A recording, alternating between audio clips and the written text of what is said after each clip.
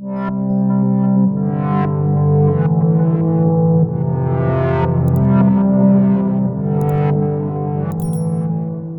irmãos, abra sua Bíblia comigo, segundo a Reis, capítulo 5, segundo livro dos Reis, capítulo 5.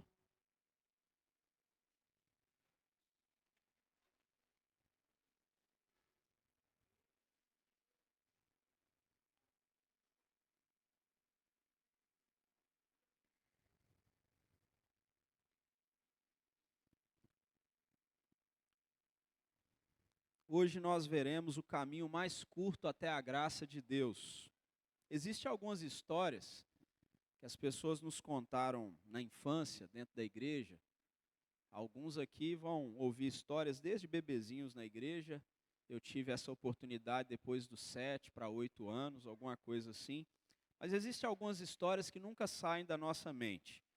Mesmo depois de adultos, todas as vezes que alguém fala em Davi, Golias, por exemplo, logo vem aquela professora que te contou pela primeira vez essa história, ou a história de Daniel na cova dos leões, ou seus amigos dentro da fornalha, ou Jonas, é uma história muito contada na nossa infância, sempre vem assim à nossa cabeça, ou até mesmo a Arca de Noé. Talvez, sobretudo, por causa dos animaizinhos que tem ali, isso fica bem gravado na nossa mente.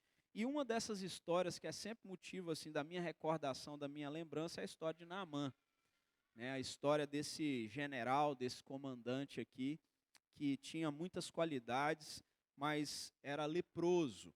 E o curioso é que quando nós somos crianças, eu não sei se nós pensamos assim, ou se de alguma maneira também nos passam, né, essa interpretação, nós passamos ou crescemos com a ideia de que é a história de um general doente, de um comandante doente. Às vezes é isso que vai crescendo na nossa cabeça. Mas depois você vai ficando mais maduro, inclusive maduro na fé, e você percebe que não é sobre o general a história, que não é sobre Naamã, embora ele possa ser um dos personagens principal, não é sobre ele. Aí você começa a perceber que a história se trata também de uma menina cativa, uma menina sem identidade, mas uma menina que confiava em Deus. E talvez seja essa menina que mais deveria nos chamar a atenção na história, principalmente quando nós tratamos sobre crianças. A história também, por exemplo, ela é uma história sobre vários homens orgulhosos. E pode ser que você se identifique com essa história nessa noite, porque pode ser que aqui nessa noite tenham várias pessoas orgulhosas. Isso pode nos incluir. A história é sobre um Deus, por exemplo, que escolhe pessoas improváveis para levar a sua mensagem. Onde os meios de Deus levar uma mensagem para alguém são os mais improváveis possíveis, ou através das pessoas mais improváveis. E durante algumas semanas, encerramos semana passada, nós aprendemos aqui na igreja que Deus cuida de nós e nós também somos usados para cuidar uns dos outros. Mas de forma inevitável, como nós já vimos nesse assunto, segundo a Reis 5, também confirma que o cuidar uns dos outros não é só algo que o apóstolo Paulo falou nas suas cartas. Paulo não falou disso só nas cartas. O Antigo Testamento também fala disso. E ele está falando disso de uma maneira que nós não vimos no Novo Testamento. Por exemplo, nós vimos os irmãos cuidando uns dos outros. Mas aqui, quem está cuidando uns dos outros nem são irmãos. É uma menina que é escrava, que está cuidando daquele que é o responsável pela invasão na sua terra e levado ela cativa. Então nós vemos aqui uma história do modo de Deus agir, para que a graça dele alcance a vida das pessoas. Então nós vamos ler essa história do verso 1 ao 15, não vamos lê-la completamente, mas vamos ver até depois que acontece esse milagre, o que Deus faz. Acompanhe, por favor, a leitura, 2 Reis, capítulo 5. 2 Reis, capítulo 5, do verso 1 ao verso 15. Naamã, comandante do exército do rei da Síria, Era grande homem diante do seu senhor e de muito conceito, porque por ele o Senhor dera vitória à Síria. Era ele herói da guerra, porém leproso. Saíram tropas da Síria e da terra de Israel levaram cativo uma menina, que ficou ao serviço da mulher de Naamã. Disse ela à sua senhora: tomara o meu senhor estivesse diante do profeta que está em Samaria, ele o restauraria da sua lepra. Então foi Naamã e disse ao seu senhor: assim e assim falou a jovem que é da terra de Israel. Respondeu o rei da Síria: vai, anda, e enviarei uma carta ao rei de Israel. Ele partiu e levou consigo 10 talentos de prata, 6.000 siclos de ouro e 10 vestes festivais. Levou também ao rei de Israel a carta que dizia: logo, em chegando a ti esta carta, saberás que eu te enviei Naamã, meu servo, para que o cures da sua lepra. Tendo lido o rei de Israel a carta, rasgou as suas vestes e disse: acaso sou Deus com poder de tirar a vida ou dá-la, para que este envie a mim um homem para eu curá-lo da sua lepra? Notai, pois, e vede que procura um pretexto para romper comigo. Ouvindo, porém, Eliseu, homem de Deus, que o rei de Israel rasgara as suas vestes, mandou dizer ao rei: por que rasgaste as tuas vestes? Deixa-o vir a mim e saberá que há profeta em Israel. Veio, pois, Naamã com seus cavalos e os seus carros e parou à porta da casa de Eliseu. Então Eliseu lhe mandou um mensageiro dizendo: vai, lava-te 7 vezes no Jordão, e a tua carne será restaurada, e ficarás limpo.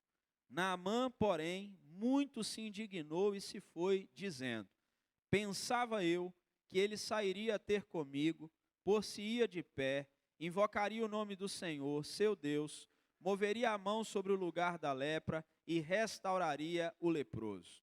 Não são, porventura, Abana e Farfar, rios de Damasco, melhores do que todas as águas de Israel? Não poderia eu lavar-me neles e ficar limpo?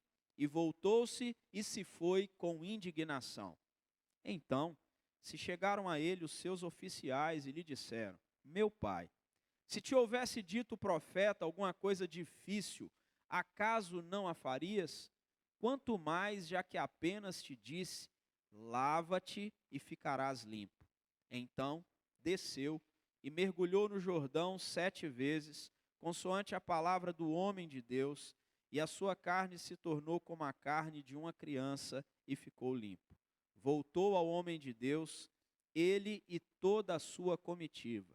Veio, pôs-se diante dele e disse: eis que agora reconheço que em toda a terra não há Deus senão em Israel. Agora, pois, te peço, aceites um presente do teu servo. Pai santo e querido, obrigado, Deus, pela tua palavra, porque o Senhor mesmo, ó Deus, a colocou aqui diante de nós e o Senhor mesmo quer falar conosco através dela. Por isso eu peço, Deus, que o Senhor, segundo a tua vontade e na ação do teu Santo Espírito, possa falar ao nosso coração e nos dá, Deus, a direção que o Senhor tem para nós. É em nome do Senhor Jesus que nós oramos. Amém, Senhor. Meus irmãos, aqui nós temos uma história bem conhecida de alguns, e aqui nós temos uma menina. Nós não sabemos a idade dela, não sabemos seu nome, não temos aqui a identidade completa dela, mas uma menina que aponta o caminho da graça de Deus. E nós temos aqui um profeta que nem sai de casa, envia uma mensagem simples, com a tarefa simples. Aqui nós temos alguns servos ou oficiais que aconselham um comandante que se mostrava até então orgulhoso, e por meio de pessoas bem comuns, Deus realiza uma obra extraordinária. Isso nos faz lembrar que o reino de Deus avança, mesmo sem figuras populares. Às vezes nós temos a impressão de que as coisas vão caminhar porque nós temos pessoas muito populares, conhecidas, pessoas que são vistas, notadas, e realmente, às vezes, quando temos pessoas muito populares, eles lotam auditórios, lotam encontros, lotam eventos, mas o reino de Deus avança com pessoas comuns, que apontam a graça de Deus para os outros. É assim que ele avança. Quando nós cremos que Deus fala conosco, através, por exemplo, do estudo bíblico de quarta, na sexta-feira na reunião de oração, no encontro casual, Deus, ele trabalha na nossa vida dessa forma. Não se trata da parte de Deus de nenhum tipo de atalho, mas o caminho mais curto para a graça de Deus é ele usando pessoas que muitas vezes nós achamos que ele não usará. Observa um detalhe, o personagem mais importante dessa história não é quem ocupa mais espaço. Você lê essa história e o personagem mais importante não é aquele que aparece mais. A pessoa que é usada por Deus para mudar a vida de Naamã nem tem o nome registrado. Nós nem sabemos quem é, nem a sua idade. Por quê? Porque no reino de Deus, o anonimato nunca impediu ninguém de ser instrumento da graça. Quem aponta o caminho da graça de Deus, muitas vezes não precisa do nome registrado na história. Ele não é uma pessoa que quer ser honrada, que quer ser lembrada, que quer ser vista, que quer ser notada. E a primeira surpresa da história é esta: Deus poderia ter começado a obra dele através de um rei, através de um exército, através de um comandante, através do próprio profeta, mas ele começa a obra dele através da voz de uma menina sem nome. E isso nos chama muita atenção. Perceba como Deus já estava trabalhando muito antes do milagre acontecer na vida de Naamã. Nós costumamos chamar, segundo a Reis 5, por exemplo, a cura de Naamã, mas Deus poderia chamar, segundo a Reis 5, da ordem salutis, é assim que a gente fala na teologia, a ordem da salvação. Ou como Deus poderia dizer, o caminho que preparei para trazer Naamã até a minha presença. Até dobrar esse grande general. Então, a ordem da salvação na vida de Naamã foi desta forma. Porque a graça de Deus, muitas vezes, ela começa antes de uma cura. Antes do reconhecimento de que Deus é Senhor na sua vida. E quando Deus ele decide salvar alguém, irmãos, ele raramente segue o caminho que a gente imagina. Muitas vezes você está há anos lutando em oração, clamando a Deus pela conversão do seu marido, da sua esposa, de um filho, de uma filha, de um parente, de um amigo, mas você fica imaginando que Deus vai usar um caminho segundo o seu pensamento. E olha, dificilmente Deus usa os nossos caminhos. Antes de Naamã chegar ao Jordão, Deus já estava preparando cada detalhe do encontro dele com a graça de Deus. Cada detalhe. E tudo começa dessa maneira improvável. O que a gente vê aqui é a iniciativa soberana de Deus em conduzir o pecador até a fé. Soberanamente, Deus agia na vida de Naamã antes do episódio da cura. E algumas coisas passam despercebidas aos nossos olhos. Então, como eu disse, é uma história que fica gravada desde a infância, e como criança você não vê algumas coisas, mas olha o verso 1, por favor, porque o nosso olhar, ele fica muito voltado para as qualidades de Naamã. E o verso 1 diz assim, comandante do exército do rei da Síria, grande homem diante do seu senhor, de muito conceito, era herói, não de guerra, da guerra, porém leproso. Mas veja ali, no meio disso tudo, olha Deus agindo já na vida ou através da vida de Naamã. Está escrito, mas isso passa aos nossos olhos. O texto diz assim, porque por ele o Senhor Deus, dera vitória à Síria. Quem fez de Naamã um homem, um comandante de conceito, grande diante do seu Senhor, um homem que era herói da guerra? Quem fez? Deus, o Senhor. E quem fez de Naamã um homem leproso? Deus, o Senhor. através de um homem onde em Israel ele viveria afastado, excluído, longe de todos, através de um homem com a doença que nesta época deixava ele distante de todos, Deus deu vitória à Síria. É o Senhor que usa o leproso. Não é a primeira vez que ele usa leprosos. Ele já usou em outras ocasiões, você lê na Bíblia, mas aqui ele está usando um leproso, para que esse leproso desse vitória à Síria. É Deus, na insignificância de Naamã. Nós muitas vezes somos, irmãos, tão encantados com títulos, né? Nós somos assim, nós gostamos dos títulos, dos nomes, dessas impressões que isso traz. Isso me faz pensar que todo mundo tem um porém. A pergunta é, qual é o seu?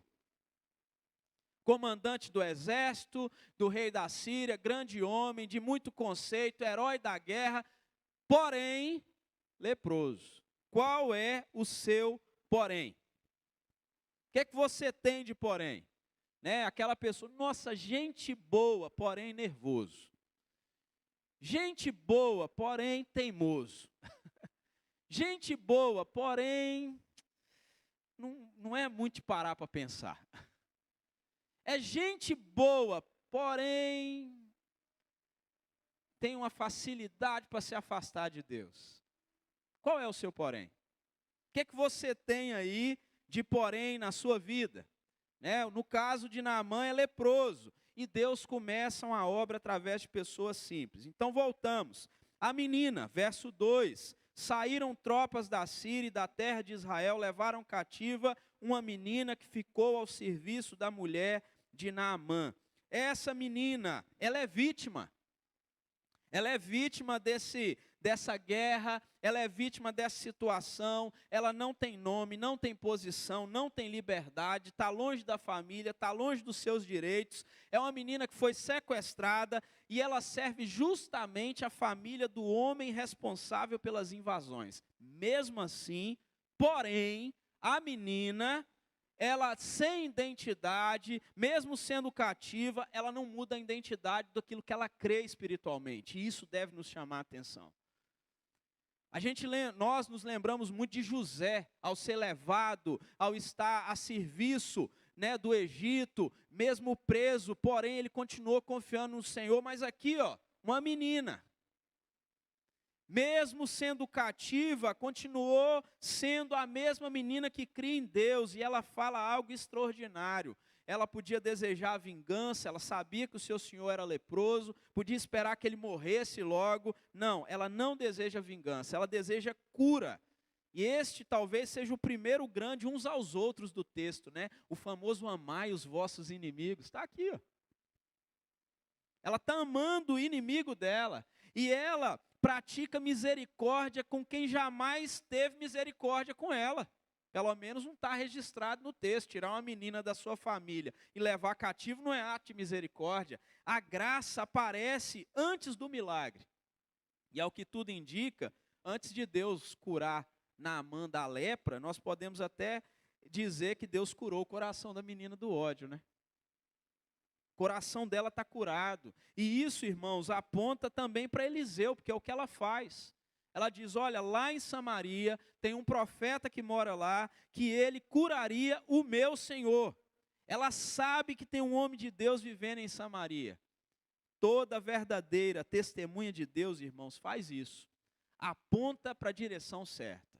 Você quer ser um bom testemunho de Deus? Seja na vida pessoal, privada, conversa particular, ou a sua vida pública, por aí, nas redes sociais e por onde for, toda boa testemunha de Deus aponta para Cristo. Com tudo na sua vida, aponta para o Senhor Jesus Cristo. A igreja continua sendo chamada a fazer o que a menina fez. Mesmo quando somos perseguidos, maltratados, nós talvez não vamos indicar cura para ninguém, mas nós sabemos onde Cristo está. E hoje a nossa mensagem continua sendo, olha, se você conhecesse Jesus Cristo, se você soubesse quem é o meu Senhor, se você tivesse oportunidade de conhecer Cristo. A menina, então, ela é um cumprimento de missão, né? É missionária. Ela cumpre essa missão, ela aponta o caminho e agora a decisão está na mão de Naamã.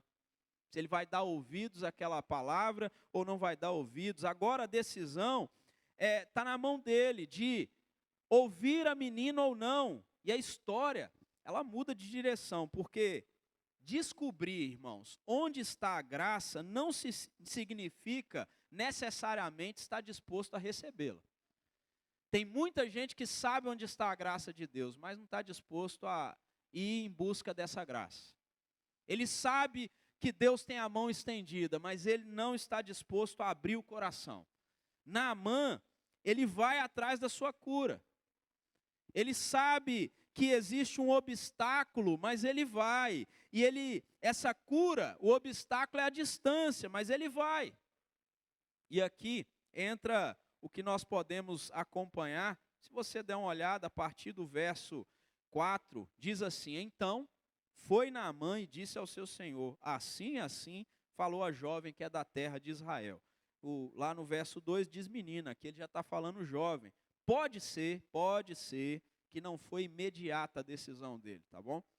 Verso 5, respondeu o rei da Síria, vai, anda, é quase assim, vai logo. E enviarei uma carta ao rei de Israel. Ele partiu e levou consigo 10 talentos de prata, 6.000 siclos de ouro e 10 vestes festivais. Levou também ao rei de Israel a carta que dizia, logo em chegando a ti esta carta, saberás que eu te enviei Naamã, meu servo, para que o cures da sua lepra. Meus irmãos, o maior problema de Naamã, e nós vamos acompanhar na leitura daqui a pouco, não era o problema exterior, a sua lepra. Nós vamos perceber que é um problema interior. Esse é o maior problema dele, mas não só dele, de outras pessoas também nessa história. Olha o rei de Israel, verso 7. Tendo lido o rei de Israel a carta, rasgou as suas vestes e disse, acaso sou Deus com poder de tirar a vida ou dá-la, para que este envie a mim um homem para eu curá-lo de sua lepra? Notai, pois, e vede que procura um pretexto para romper comigo. O que ele está dizendo? Nós temos uma trégua, nós temos paz, nós fizemos um acordo, e agora o rei da Síria está querendo quebrar o acordo. E ele quer quebrar o acordo mandando para mim uma carta dizendo para eu curar Naamã. O comandante do exército dele que veio aqui e devastou tudo. É isso que ele quer. Aí não tem, nessa época, o WhatsApp, Instagram, TikTok e tudo mais de fofoca por aí, mas as notícias correm. Olha lá o verso 8. Eliseu está lá em Samaria e a notícia chegou para ele. Ouvindo, porém, Eliseu, homem de Deus, que o rei de Israel rasgara as suas vestes, mandou dizer ao rei, por que rasgaste as tuas vestes? Deixa-o vir a mim e saberá que há profeta em Israel. Então a notícia corre. Né? Notícia ruim, então, corre rápido. E rasgar as vestes diante de alguma situação era uma notícia muito ruim. O rei da Síria acredita que o problema, irmão, será resolvido com a influência política. Perceba isso. Olha o problema do coração que tem no texto. Ele acredita que o problema vai ser resolvido com a influência política. Então ele escreve uma carta ao rei de Israel, envia uma fortuna em prata, ouro, roupas bonitas, como se a graça pudesse ser negociada. Do outro lado, o rei de Israel, em desespero, imaginando uma provocação para uma nova guerra, faz aquilo que qualquer israelita entenderia. Ele rasga suas vestes. E esse é um sinal de angústia, calamidade pública. É isso que ele está dizendo. O gesto dele, preste bastante atenção, o gesto dele é legítimo. É para se pensar assim mesmo. Mas o texto mostra algo interessante. Rasgar as vestes não resolveu absolutamente nada. O gesto é legítimo, mas não resolve nada. O problema só começou a ser resolvido quando chegou a notícia até Eliseu, que quando ouve a história fala, não, pode vir, manda vir que você vai ver que tem Deus em Israel. Isso nos lembra, irmãos, que Deus nunca esteve interessado nesses gestos exteriores, né? O interesse de Deus não é no rasgar as vestes.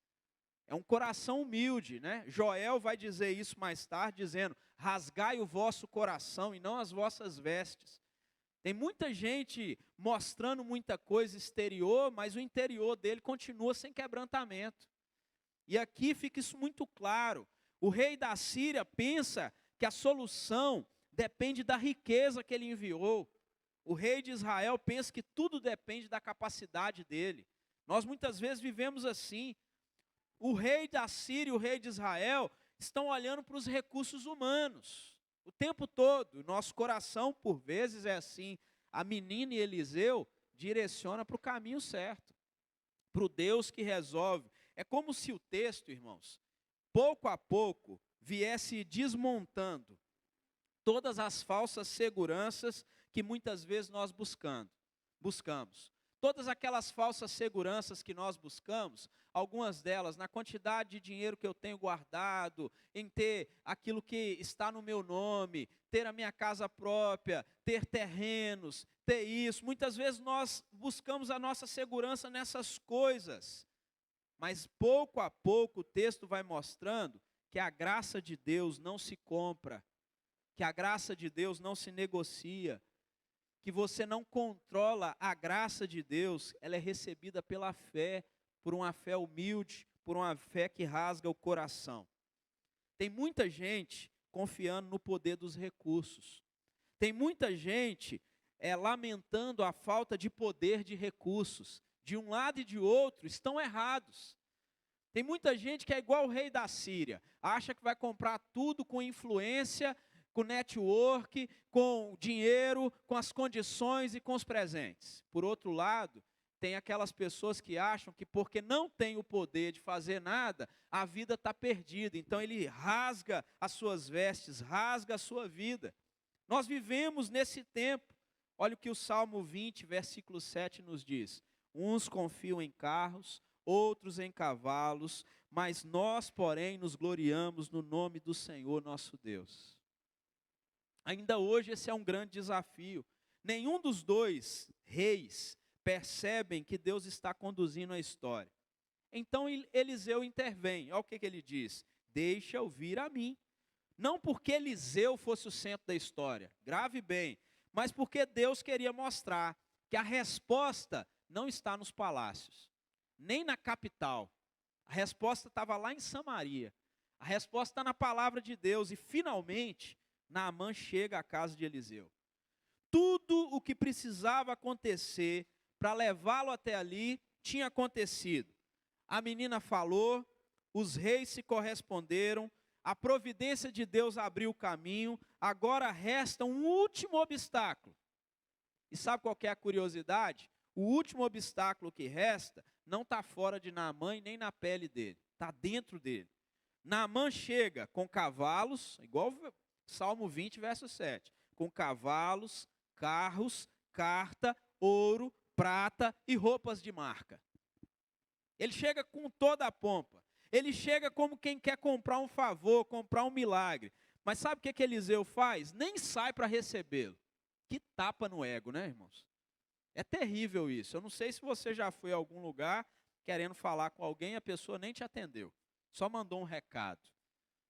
Uma certa vez eu fui a um médico em Governador Valadares, que era da nossa mesma igreja e conhecido meu há muito tempo, e fui muito angustiado com os exames ali, preocupado, né? E quando eu cheguei, eu entreguei lá na recepção, falei, eu preciso muito falar com o doutor e tal, aquela coisa toda. A menina entrou, daí a pouco ela saiu, me entregou os exames, falou assim, ó, o doutor falou que você pode ir embora, que está tudo bem com você.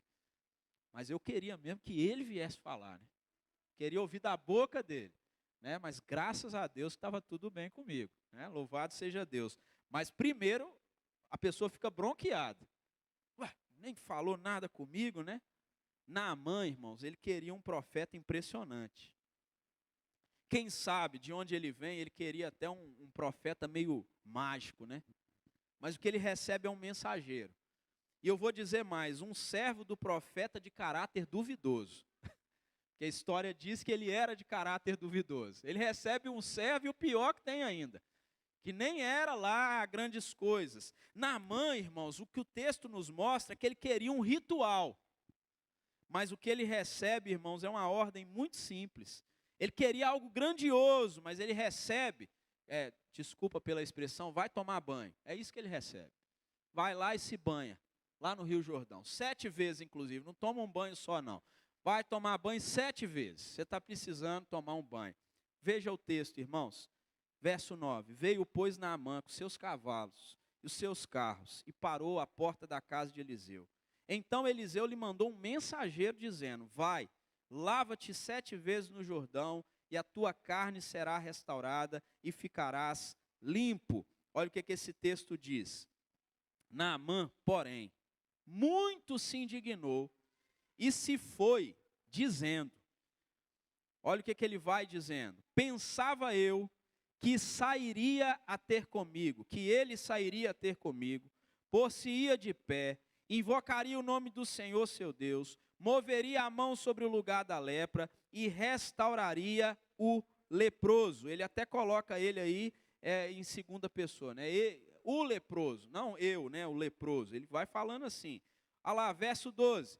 Não são porventura, agora ele faz uma comparação, Abana e Farfá, rios de Damasco, melhores do que todas as águas de Israel? Não poderia eu lavar-me neles e ficar limpo? E voltou-se e se foi com indignação. Verso 13, então, se chegaram a ele os seus oficiais e lhe disseram, meu pai, se te houvesse dito o profeta alguma coisa difícil, acaso não farias? Quanto mais, já que apenas disse, lava-te e ficarás limpo. Verso 14, então desceu e mergulhou no Jordão 7 vezes, consoante a palavra do homem de Deus. E a sua carne se tornou como a carne de uma criança e ficou limpo. Meus irmãos, veja bem, Naamã queria algo impressionante. Ele até diz assim, pensava eu. A graça quase sempre, eu vou dizer assim, a graça de Deus quase sempre começa destruindo os nossos pensava eu. Eu penso assim, eu penso assado. Vai lá para Isaías 55, verso 8 e 9. Porque os meus pensamentos não são os vossos pensamentos, nem os vossos caminhos, os meus caminhos, diz o Senhor. Aí ele vai falar a distância disso agora. Assim como os céus são mais altos do que a terra, assim são os meus caminhos mais altos do que os vossos caminhos, e os meus pensamentos mais altos do que os vossos pensamentos.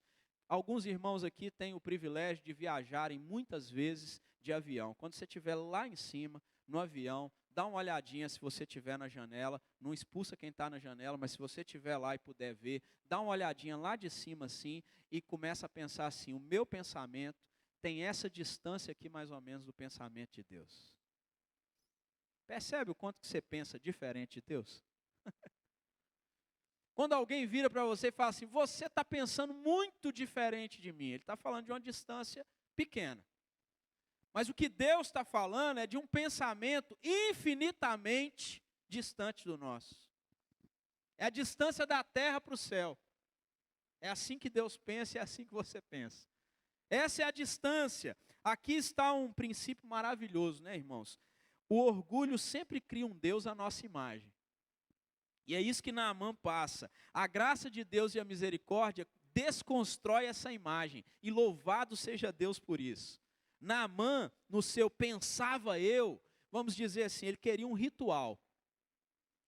O que Naamã queria era uma liturgia, uma cerimônia. Deus oferece simplicidade. Naamã queria reverência, respeito, meritocracia. É o que ele queria. Ele é o comandante do exército da Síria. Deus lhe encaminha para a rendição, para uma obediência cega. Vai lá e mergulha 7 vezes no Jordão. Deus encaminha ele para a dependência. Naamã foi levando presentes, ele queria pagar. Deus oferece graça.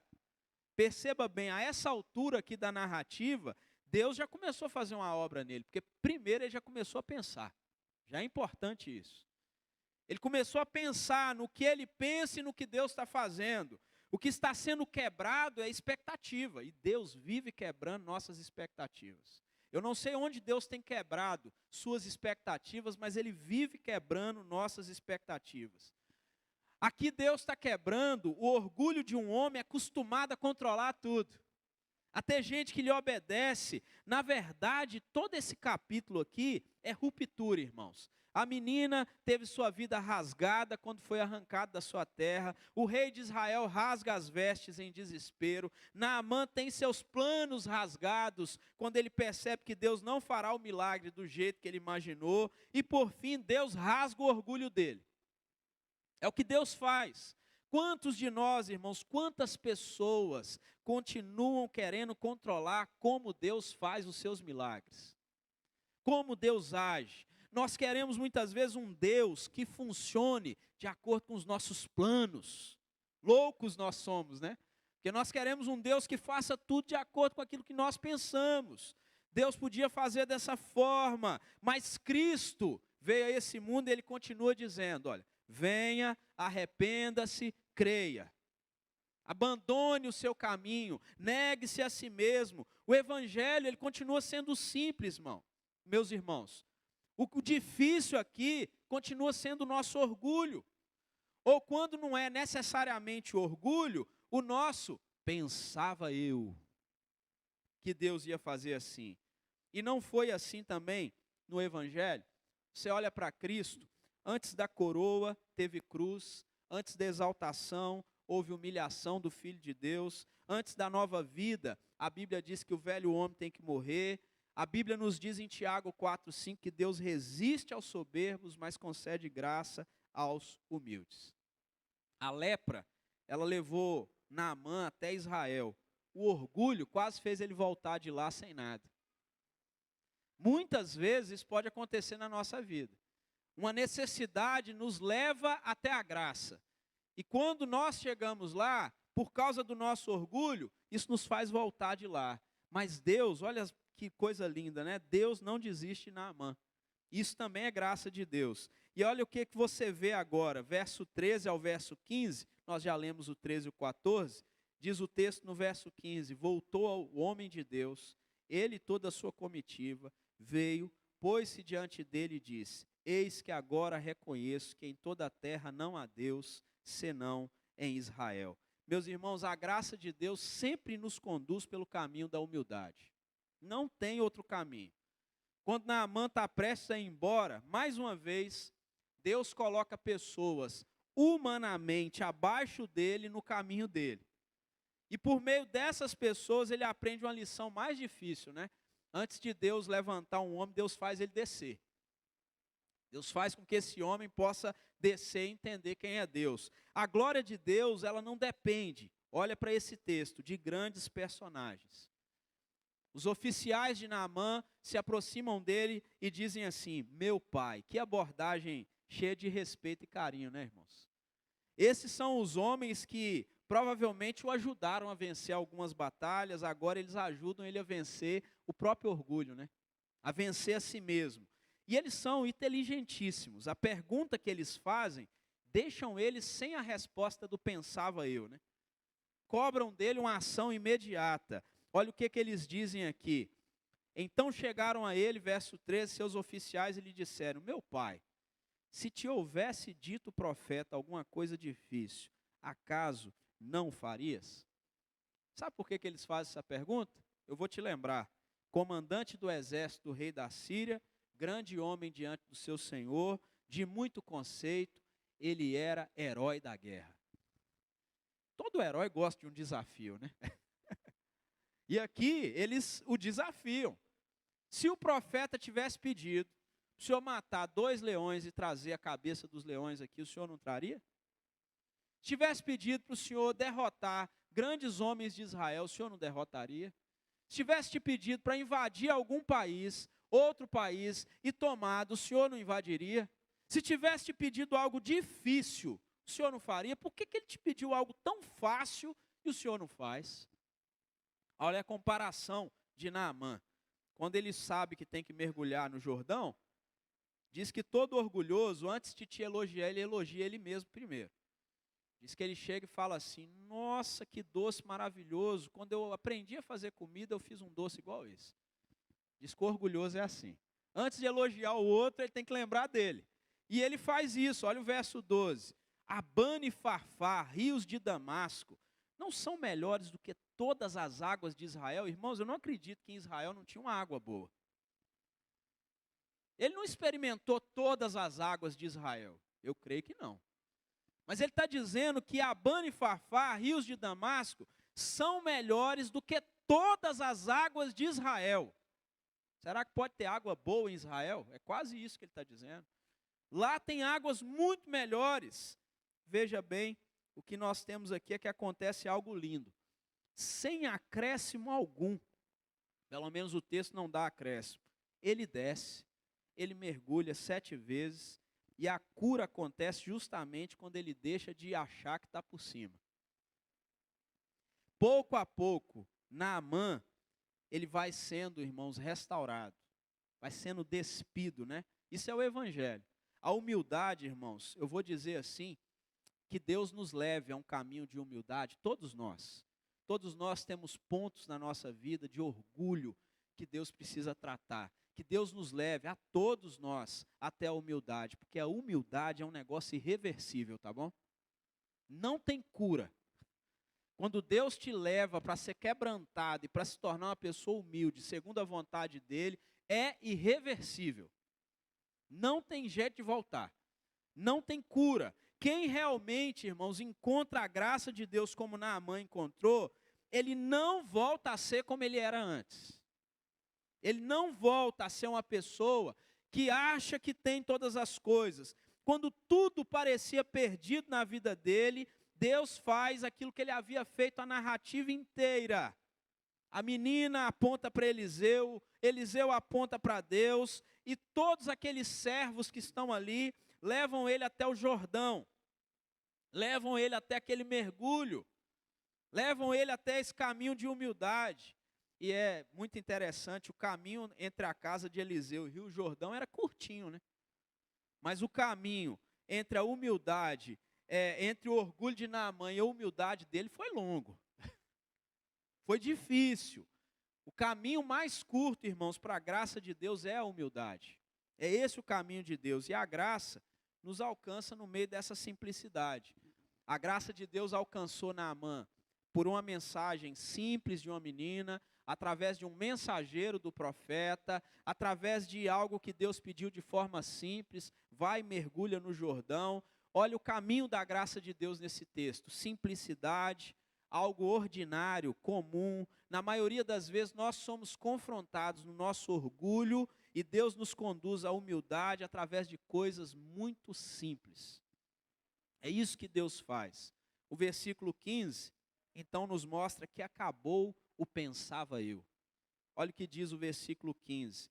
Depois que ele volta do seu mergulho e acontece aquilo que muita gente está buscando aí através de cosméticos, né? Tem muita gente aí pingando uns negócios assim no rosto, assim, e vai lá e aplica e faz e não sei o quê, e puxa daqui, puxa dali. Nada contra, fique à vontade, né? Você tem condição, faça aí, fique melhor. Mas aqui, olha, e a sua carne se tornou como a carne de uma criança. Que coisa linda, né, irmãos?